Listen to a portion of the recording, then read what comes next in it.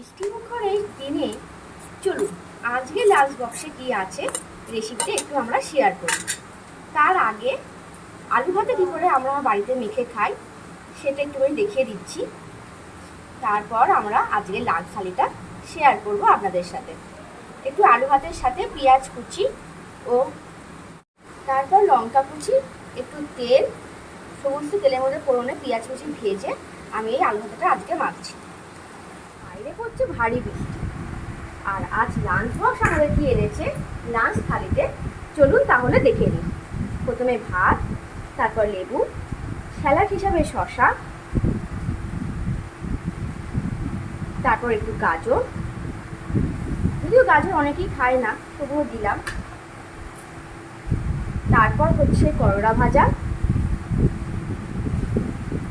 তারপর একটু পেঁয়াজ পোস্ত। এই রেসিপিটা একদিন শেয়ার করব আপনাদের সাথে। তারপর একটা নতুনত্ব একটা রান্না হয়েছে আজ, সেটা হচ্ছে বেগুন সুন্দরী। এটা পোস্ত, দই আর সর্ষে বাটা দিয়ে খুব সুন্দরভাবে এটা করা হয়। তো এটা খুব তাড়াতাড়ি আপনাদের সাথে এই রেসিপিটা আমি শেয়ার করব। এটা আমার মা করে।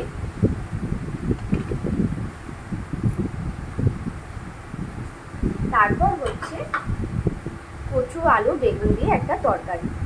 দাঁড়ান, এখনো শেষ হয়নি।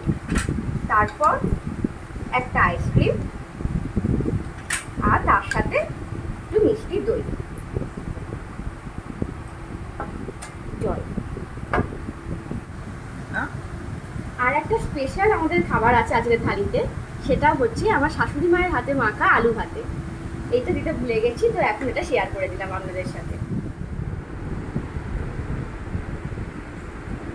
লাঞ্চ বক্স এনেছে আপনাদের সামনে বাঙালিদের সমস্ত প্রিয় প্রিয় খাবারগুলো।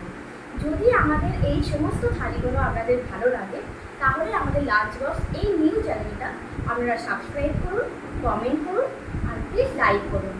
ধন্যবাদ।